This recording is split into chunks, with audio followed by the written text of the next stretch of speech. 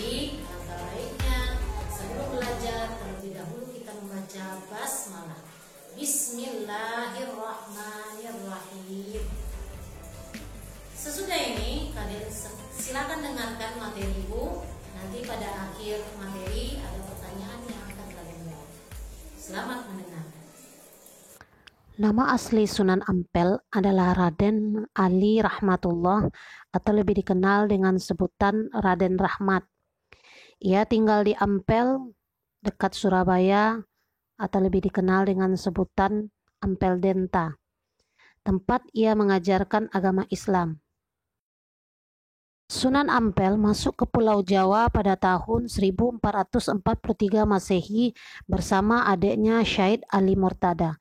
Sebelum ke Jawa, beliau pernah singgah dulu ke Palembang selama 3 tahun.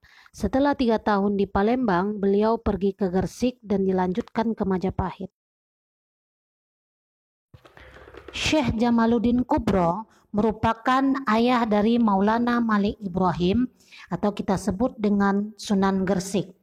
Maulana Malik Ibrahim atau Sunan Gresik kemudian menikah dengan putri Campa yang bernama Dewi Chandrawulan dan dikaruniai 2 orang putra, yaitu Syahid Ali Murtada atau Raden Santri dan Muhammad Ali Rahmatullah atau Sunan Ampel. Dewi Chandrawulan memiliki adik bernama Dewi Darawati, menikah dengan Raja Majapahit bernama Prabu Brawijaya. Otomatis Muhammad Ali Rahmatullah merupakan keponakan dari Dewi Darawati.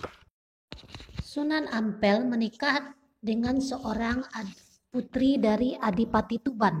Dari pernikahannya itu beliau dikaruniai beberapa putra dan putri. Di antara penerusnya yaitu Sunan Bonang dan Sunan Derajat. Keadaan Majapahit ketika itu sangat memprihatinkan. Perang saudara berkecamuk di mana-mana. Panggung judi, main perempuan, dan mabuk-mabukan menjadi kebiasaan harian kaum bangsawan pun dengan rakyat kebanyakan. Kemudian Ratu Darawati memberikan usul kepada Raja Majapahit untuk meminta kepada keponakannya Ali Rahmatullah dari Campa untuk datang ke Majapahit. Beliau meminta untuk Sunan Ampel mendidik moral para bangsawan dan kaula Majapahit ketika itu. Sebagai hadiah, ia diberikan tanah di Ampel Denta, Surabaya. Sejumlah 3 keluarga diserahkan untuk dididik dan mendirikan pemukiman di Ampel. Meski raja menolak masuk Islam, Sunan Ampel diberi kebebasan mengajarkan Islam pada warga Majapahit asal tanpa paksaan. Selama tinggal di Majapahit, Sunan Ampel dinikahkan dengan Nyi Ageng Manila, putri Tumenggung Aryateja atau Bupati Tuban. Sunan Ampel atau Raden Rahmat kemudian ke Ampel. Dari Trowulan melewati desa Krian, Wonokromo, berlanjut ke desa Kembang Kuning. Di sepanjang perjalanan, Sunan Ampel terus melakukan dakwah. Ia membagi-bagikan kipas yang terbuat dari akar tumbuhan kepada penduduk. Kipas yang terbuat dari akar tumbuhan tadi kemudian dibagikan kepada penduduk dengan mengimbali mengucapkan kalimat syahadat. Lama-kelamaan kemudian pengikut Sunan Ampel pun bertambah banyak. Penduduk senang melihat Sunan Ampel, kemudian mendengarkan dakwahnya, mendengarkan ceramahnya. Maka kemudian Sunan Ampel mendirikan langgar atau musala yang sederhana. Musala tersebut terletak di Kembang Kuning, 8 km dari Ampel. Langgar atau musala sederhana yang dibangun oleh Sunan Ampel tersebut kemudian mengalami banyak perubahan. Beberapa kali terjadi renovasi sehingga sekarang menjadi masjid yang dinamakan Masjid Rahmat, diambil dari nama asli Sunan Ampel atau Ali Rahmatullah. Setiba di Ampel, langkah pertama membangun masjid yang dijadikan pusat peribadatan dan sebagai dakwah.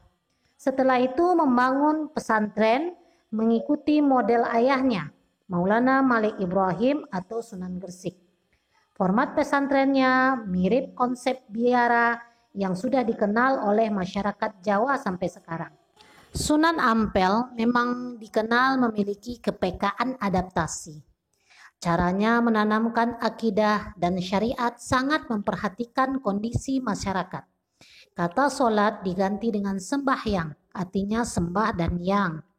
Tempat ibadahnya tidak dinamai musola tetapi langgar, mirip dengan kata sanggar. Penuntut ilmu disebut santri yang berasal dari sastri, yaitu orang yang tahu buku suci agama Hindu.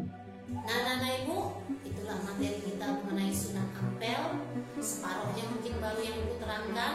Minggu depan akan Ibu tambahkan kembali. Sesudah ini akan ada pertanyaan yang harus anak-anak Ibu jawab. Nah, setelah belajar, marilah sama-sama kita membaca Alhamdulillah.